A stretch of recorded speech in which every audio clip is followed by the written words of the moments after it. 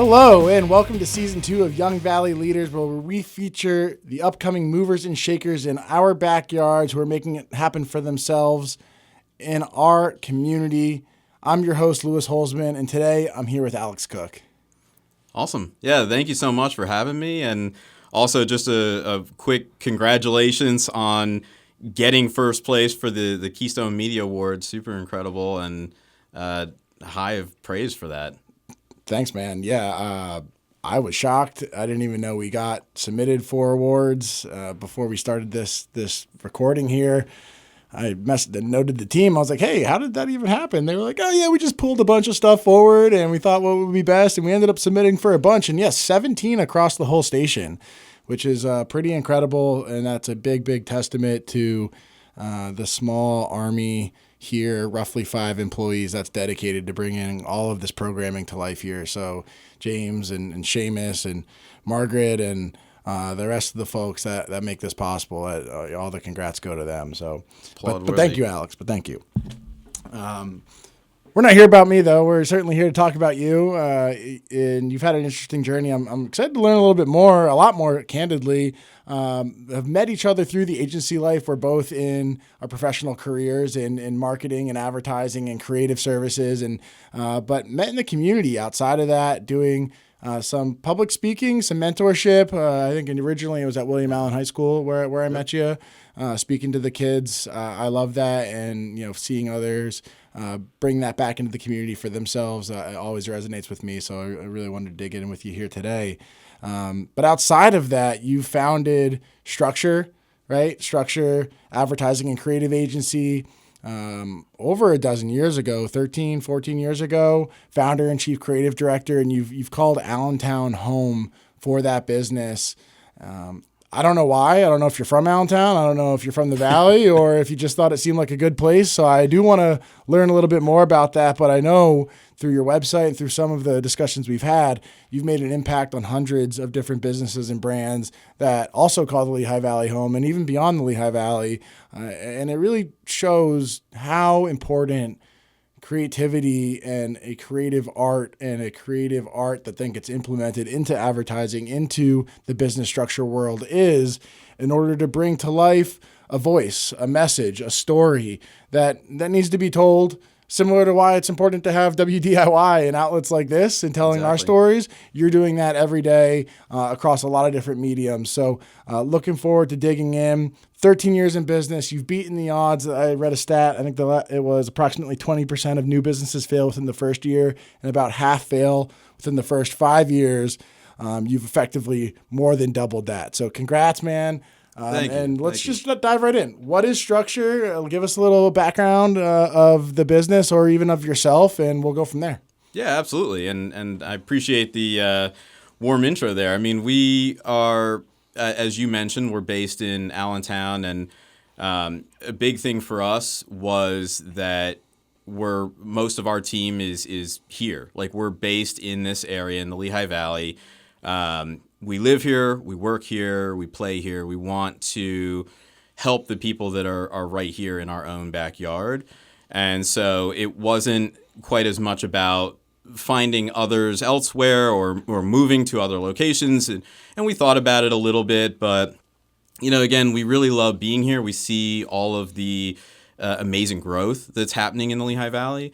And so we feel like even though there are more dense, highly populated areas where there might be more opportunity or bigger projects and things out there, this is a great place to be. And we're really proud to be here. We're proud of the growth that is happening here in the ABE and Greater Lehigh Valley areas. And we just love the people that we end up working with too. So it really is, I think, a blessing for us to be here, even though some days I may, argue that.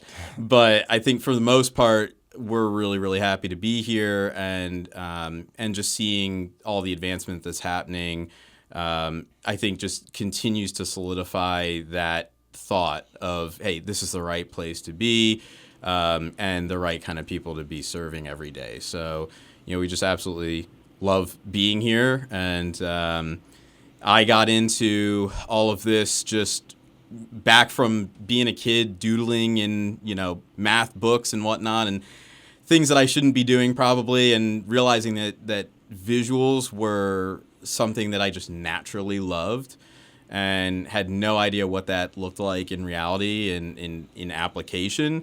But I just eventually got to the point where I realized, hey, like this is what I think I want to do, is something creative. And, at the time I was in college for web design, realized that this is back when web design was less visual and more code, purely code. Sure. And so I was like, this isn't quite graphic enough for me and visual enough. And just ended up starting my own little thing. And we did work in the music industry for a good portion of the first half of our existence. Okay. And from there, it just evolved into what we are today. And, amazing people on our team, both local and abroad.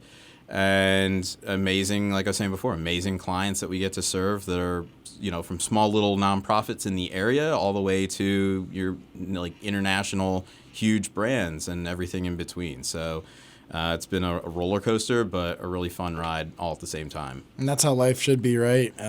You're going to go through peaks and valleys. It can't always be peaks, and certainly shouldn't always be valleys. And making sure you're making the most of that steady middle, even if it seems a little mundane, it might not be perfect, but that's what allows for those peaks to be very exciting and to celebrate those. And absolutely, because it is a little bit different and a little bit exciting, and it's okay when you are in those valleys, because you have to feel those emotions and those pains too. That's in business, that's in personal. It's business, yeah. But when we go back to what you guys are actually doing for your clients, I think I can put it together. I'm sort of in the industry, but right. For those that aren't, advertising and creative, what are you doing? What are you serving? What types of clients, or maybe what types of work are you doing for the clients? And then even more specifically within your role, like what excites you in your day-to-day as helping to deliver that? Yeah, absolutely. So, the way that I like to put it is structure as an agency is more or less in the business of pain relief.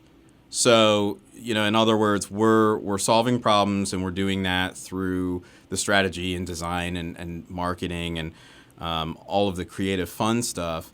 But we found that not all ad agencies do all of the creative, and not all creative firms do the advertising side of it. So we just essentially figured out how to blend both aspects of it into us being as much of a single point of contact for the people that we're serving, so that they don't have to bounce around between different individuals.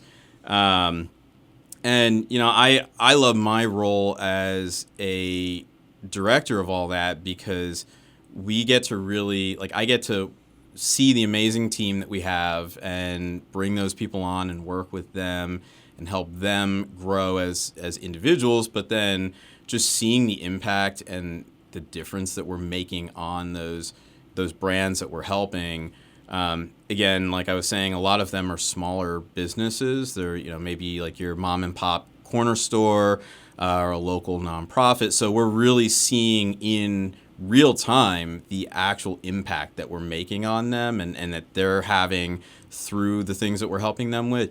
It's just so amazing to be able to do that, as opposed to always just working with maybe a huge brand where you do something and it kind of disappears in a black hole and you don't really know whatever happened with that. Right. It's okay to do that. It's there's a time and place for that, but we get way more, and I get personally way more out of helping a local nonprofit, seeing them grow because of it, seeing them get more grants and more donations and a stronger board and things like that. It's just so rich in the reward, and that's why I love it. I absolutely love doing it. Yeah, it's a lot more fulfillment, and when you are able to have a more attributable, directly to I did X and I see Y in my community that I live, and I see that person out at a function I go to just because, not because of work, and now all of a sudden it kind of pulls a heartstring more. It's real. In what you're doing. It's real. Yeah. Yeah. It's interesting what you mentioned about bridging the gap between the creative services and the advertising services and or even call it the media buying services that go into advertising. And this is getting a little bit in the weeds, but I was like literally on a call an hour and a half ago with someone, a sourcing manager from procurement from a industrial manufacturing company in the middle of the country that was looking for a media buying agency to do like a global search of something. And it's like literally just media buying, though. Like they didn't need the creative or the content or how. And I'm just thinking, I'm like, man, like that's so disjointed. Like why would you want? For me and my knowledge, I'm not the one pulling the strings on the media buying at my company, but like my knowledge of that is like that's arguably not really even the hard part. Like I mean, like there's certainly skill and strategy to it. But deciding how much dollars to spend and then where to put it is, definitely less of a creative stroke than figuring out how is that piece of content or that ad going to resonate with that target audience and make sure that for whatever the call to action is that you want someone to engage with. That is what I imagine when you started the business, getting into like a creative advertising agency, what like really fuels you and going back to like the passion pulling forward is like the purpose behind it. Yeah, and I mean, because we kind of went backwards, whereas I think a lot of ad agencies that are a little more like full service started off as ad firms, and then they figured out how to incorporate creative into like the scope of their capabilities, what they can do. We, like I was saying, we started off in creative, and we kind of like put ourselves in the deep end, like music industry, which is hard in and of itself to work within. And then deeper within that, we were really like specializing in more of like the hardcore music industry. Okay. So that made it even harder because they're very like dog eat dog. And so coming out of it, we learned how to do really edgy, crazy stuff and thinking, okay, now how do we transition this out of music into the corporate commercial world in a way where it's not quite so crazy, but we're still getting them to think outside the box and maybe try new things, and then applying that to the actual, media purchasing campaigns.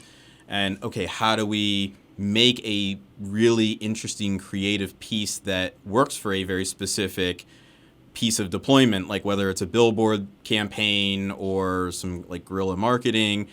We want to create something that's very focused for that application, as opposed to, okay, we need to do this, and we're just going to take the same, creative that we've been using for the last 5 years, and we're going to force it onto that type of media purchasing. Like we're always thinking like, hey, no, let's stop and step back and let's do something that actually stands outside of the noise a little bit and just makes people want to see it again. Yeah. And then like half the battle is done. Right. Do you, like, to the music industry that you worked with, and do you have a music background that like took you in that direction, particularly like even into hardcore? Like if I could be responsible for some of Knocked Loose's material right now, I'd be like, yo, what up? Yeah, it's definitely like, and it's funny because one of our illustrators is actually the illustrator for Sleep Token, which is currently a huge, really big group. So it's just interesting to still like tiptoe around that industry, but not be fully in it anymore. Sure. No, I mean, I'm a musician. I play drums, not professionally. That's cool. I didn't know that. I'm a drummer too. Are you? Okay. Yeah. So, I mean, we probably both annoyed neighbors together, right? For sure. But yeah, no, I mean, it's something that I loved personally is just music in general. Growing up on music, like it really helped shape me into who I am.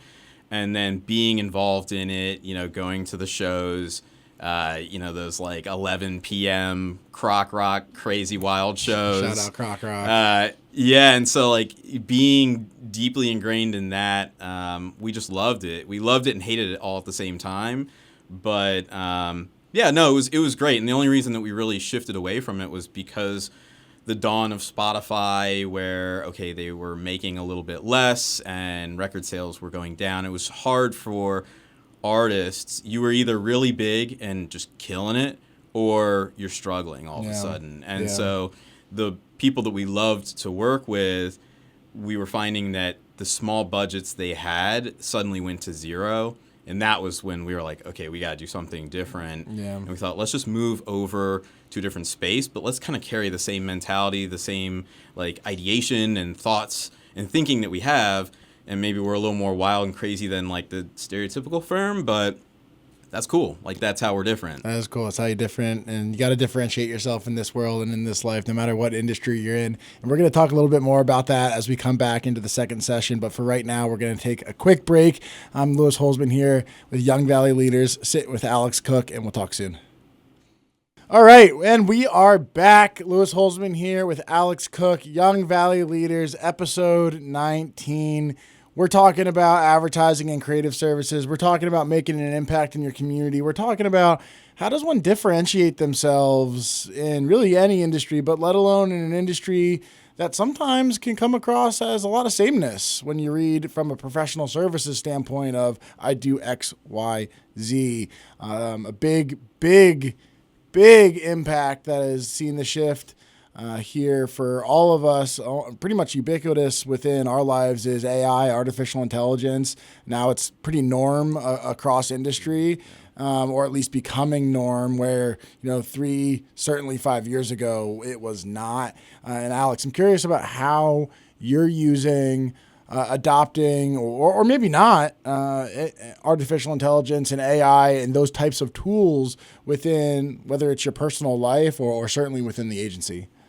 Yeah, I'm really glad that you bring this up, because I think this is a really important discussion, especially for those that are listening, because the way that we look at it is, if you try to fight the future, you are going to lose every time. And the future right now is AI. So our way that we think about it going into it is, we use AI to accelerate, not to replace humans and human thinking. And so people have to understand something really important about AI, which is AI is good at making things, but it doesn't necessarily know what's good. That's still our job. That's where we come in. That's a good point. And so, the way that we look at it is you still have to interact with people in a certain way. And right now we're at this like crazy point where you used to need to have all the answers to things. Now that's accessible either for free or it's accessible behind like a $20 paywall. And so, that's where we're at with things. And today, what you really need is questions. So on the human side of it, again, we're looking at it as, rather than always being the ones who have the answers when it's so easy to get answers, we need to take a step back as humans and ask questions and interact in that way. When people are saying, I need help with something, or this is a problem we need to get solved, to take the time to, rather than just hop on to, ChatGPT, to ask them questions and really understand, what are they going through? What are their challenges? What are those pain points? What, at the end of the day, what is like that thorn in their side that they're trying to get rid of? Right. And we will use AI to help us find those solutions or come up with ideas. But we're never using it to replace anything. It's really just another tool in the toolbox that we use. And we're using it every day, but knowing where it starts and ends and where we can use it and where to benefit, and areas where we have to say, okay, that is not something that AI should be involved in. That's something that we should still keep the human brain involved in, knowing those two. And just, again, like I said, like knowing how to be rooted and real, knowing when to stop, to listen, to ask questions, and just genuinely interact with human beings. will always be better than AI. We can just use AI to help that process, but not to overtake it. And I think like that's why people need to not be so scared of it. It's here to stay. It's not going anywhere. But how can you implement it in a helpful way into what you do every day, as opposed to fearing that it's gonna, take over whatever your position is. Yeah. Yeah, no doubt there's some fear out there. And I think in large part, from my experiences, people are wondering how can they use it. And it's just genuine wonder of like, how? Like, right. what? How do I, like, maybe not so much fearful, but like, how? Why? What? What's the tool? What is a shiny new object that's labeled AI, and what actually gives some type of real results, quote unquote real results? Right. And I like what you said about, it doesn't know what is good. It's good at making things, because that is true. Like, but it's only it can only make things that are good based on the human input that is driving the response that it's going to put out. And I liken it to, baking, for example. Like, you can make bread or make a cake and use awful ingredients and it's not going to rise, or it might be floppy, but you get bad results. It's still cake. Like, the cake still thinks it's cake, and it's like, yeah, it's cake. Like, but us humans are like, bad cake, not good cake. Yeah. So, and real recognizing real, how do we discern that though? Right. And I think you and I and our generation, we lived in a life certainly pre-AI, but even digital, pre-internet in our hands, pre-internet even before we came home from school. Like, you know what I mean? Like, so in today's world where now we have a generation that is like growing up with that being real, and how do you discern that real? I think that is a challenge. That I think that's part of the fear, at least maybe for myself, that I have, is like, how do we make sure that everyone knows what's actually real? Yeah, it's dangerous. And I think we, as people who have been, like what you said, like we've sort of seen this renaissance, the dawn of tech and AI and things like come to be what they are today, that maybe for younger generations, like they were born into it. Yeah. I think it's just important to know, to be able to identify that, like what is real and what isn't. It's super important, because we all have to keep in mind that what we see today with AI, this is the worst it's ever going to be, which is crazy. Like a little bit Wild Wild West, you mean, like that way? Yeah, I mean, just like in the advancements of it and the intelligence behind it, it's only going to get smarter, faster, better from here. It's never going to really get worse. And we've seen that with like the video, like, I don't know if you've seen the video of Will Smith, I think, eating spaghetti or something. Okay. And it's, like a year ago, showing AI trying to create a small looping video of that, and then them doing it again today. And it went from looking, absolutely absurd, and you could 100% tell that it was just completely fake and, this like AI generated garbage, to something that I think to maybe the untrained eye, they could look at it and be like, yeah, that's probably real. And so that all happened within a course of 12 months. Yeah. So it's the rate of it getting better is alarmingly fast. And again, like, it's a good thing, but it's also a bad thing. I think as long as we just know when to identify, like, okay, this is a real thing and this is not a real thing, and we just need to be able to differentiate the two. Going back to that differentiation, man, it's critical, not just for business, but for your own like outcomes in your life. Just life, yeah. Well, so how do you and your team keep up with the pace of that technology?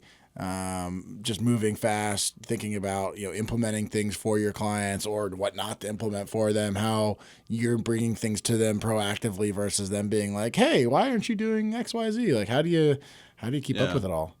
Yeah, I mean, for us, honestly, with all the chaotic change of pace and demands and markets changing, the economy's changing, media is changing, like everything is constantly changing. And I think that will continue for a while. So for us, just simply put, we always want to focus on clarity. We think clarity is going to always lead the way. staying focused, just wanting things that are going to be simple and iconic and memorable, easily understandable. Those are the things that will really, like, they're always my goal in life. And I think our vision at Structure is, yes, things are constantly changing and people are approaching us asking about, there's this new thing. Should we be looking at it? Should we not be looking at it? Like, how important is it? And I think just to help navigate through it and make sure that, hey, whatever the answer is to that, let's make sure everything we're doing has a clarity behind it and people will be able to walk away not confused, not overwhelmed, but they'll be able to still get the end result, the end goal that, whatever that brand is, the message is. You need to make sure that piece of it is sticky at all times. Mm-hmm. And so, maybe things are changing and we should 100% go all in and embrace it. And then maybe other times it's like, yeah, that's a new thing, but let's just sit on it for a while. Probably not important. And just to be able to identify those things, it's good to stay in the know, but at the same time, not necessarily just always assume that newest, latest, greatest, best thing is actually the best thing. Sure. So it just takes a little bit of knowing what's going on, and we try, but then other times we'll go back to the good old traditional. Sometimes that works the best too. Can't chase a shiny object every time. Exactly. You gotta make sure you keep focused on what works and how to do, and adopt things as they become proven, or right. some level of leading edge. But that definitely makes sense. So pulling the lens up, super high here. You've been in business now going on 14 years. Put it out for yourself, building it from the ground up, knowing what you know now. What would you tell others that are looking to either start their own business or even getting to some type of advertising or creative agency type of space? Yeah, so I have two responses to this. One that's kind of for everybody and one that's a little more focused, I think, on creatives or people that are trying to get into creative fields. And I think something that I wish, it's always if you could go back and tell your younger self something, what would that be? Yep. Network.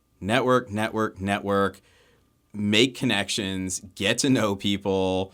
That's how you and I met. Yep. That's how I've met tons of people and amazing opportunities. That is probably one of the leading things that I can attribute to the growth of our agency. And also build a brand instead. When you're thinking about building a business, think about building a brand instead. And this is a concept from a brand strategist named Marty Neumeier, but he basically explains that a brand isn't a logo. So logo is a symbol. It's not a product. That's just an item or service. Really, a brand is a result and a gut feeling. And so the reason that you want a brand versus a business is because you're going to have followers who are supporting you, at whatever phase of your business's evolution. And even if, it's kind of the hard to swallow pill, but even if your product or idea isn't the best, if your branding is strong, you're going to do well. And case in point, think to yourself, Liquid Death. Is it because amazing water or amazing branding? Think McDonald's. Is it amazing food or is it amazing branding? And so we really want to look at it that way as, okay, yeah, obviously, making a good quality product, that is the standard now. That's not a nice to have, that's a standard. But when you think about how do you stand out, how do you have a following where, let's say you decide to change what you're offering into something totally different, you don't want to lose all those people. So having a brand is super key as opposed to just being a business that has a commodity. And then the other side of it for creatives, kind of throwing creatives under the bus here a little bit, is stop defending yourself before a fight even starts. Right. Stop explaining. Stop trying to weaken your value by, justifying everything. Only do it when they ask you. So, if somebody says... You got to know when to sell yourself. You don't got to oversell it. Exactly. Yeah. And I think a lot of creatives they try to prove themselves in a meeting before they even need to. And it becomes this like turn off, where it's like you're fighting too hard for something that you don't even need to be fighting for. Yeah. It's only when you get the pushback that, okay, now start thinking about it. When people say like, hey, why is this so expensive? You can just say, hey, it just is. This is what people pay. It just is what it is. Or if they say, why is the contract like that? You just say, hey, it's policy. It's our process. It's just how it is. You have to take those pushbacks and find a way to pivot it to your own advantage so that it now becomes a standout and a good thing that you're addressing and not something that you're backing away from or shying away from or trying to defend yourself when maybe they're just like, hey, no, we already wanted to work with you. We were already planning on working with you. And it's like, why are you trying to defend yourself? Yeah. Like you're being attacked. A lot of times you're not. Yeah. And I think if creatives just took a step back on that, they would find that, maybe it's less hard than they think. And it's just, again, problem solving. You're there to help people with what you do. And that's it. That's all you're doing. That's all you're doing. Don't overcomplicate it, folks. And just to pull forward something you mentioned out of the first portion of that around networking, that's been a common thread through a lot of people that have sat here and had discussions with me. But B, networking is building your brand. Right? 100%. 100%. And it's a necessity. Particularly in a local community. But if you're networking in broader strokes and broader communities, it's the same principle. You're just getting out to bigger and broader places, depending on what you're pushing out there. So we do gotta wrap up here. I want to give you this time and space to give any final comments, words of strength, encouragement for our upcoming leaders listening in. And if you have any ways that people can follow you or want to get in touch, to toss them out. Absolutely. Yeah, I think just some good words to walk away with is, just don't blend in. Be bold, be clear. Don't try to be weird. Like people try to not be themselves on social media. Like just be you. Everybody else is taken. So be yourself. Stop waiting for permission. Just do it. Don't wait for somebody to say it's okay to start that idea, open that business, start, whatever. Just do it and fail as fast as you can, because failure is the price you pay. It's the admission you pay for success. So learn, try things, fail, learn from those, continue to repeat. That's pretty much what I've done, what I'm still doing, what I'll probably do until I croak over and, take a dirt nap. You know what I mean? Day in and day out, my friend. That's it. That's the life. That's the life. Hey, well, Alex, really appreciate you coming in and joining us here today on episode 19, Young Valley Leaders. That does about for the time that we got today, but really, thank you again for taking the time out of your day. It's been a pleasure learning more about yourself, your business, and the insides and outsides of the worlds of creative and advertising. It's been a pleasure, and really welcome any comments or questions from any leaders that may be listening in. You can find this show airing monthly live on the second Wednesday of every month. It's not Wednesday. It's on a Monday. I've been doing this for how long, and I'm being silly. 6:30 on the second Monday of every month. And then forever streaming with all of their episodes on WDIY.org, along with Spotify, Apple Podcast, NPR, and WDII's YouTube and social media channels. I will emphasize it is at a time of our lives where public media and public radio is absolutely critical, and we need to support that as much as you possibly can. So please please share that. Please tune into WDIY's other shows, NPR, all the other types of programming that they have here, and contact your state and or local representatives to make sure that it does not go away. A big shout out to some people that are making this program possible. Lauren Matthews with the logo for Young Valley Leaders brand, Matt Cajun live and in studio, making it come to life on screen every single time, James, Seamus, and all the good folks at WDIY for giving us the time and space and allowing the energy to support our community, this show, and 17 award winners for the Keystone Media Awards. Amazing. Sorry, I shouted that. Again, I'm Louis Holzman, your host of Young Valley Leaders on WDIY 88.1. Alex, thanks for having us. Thank you. Lehigh Valley Public Radio. Thanks for tuning in, and until next month.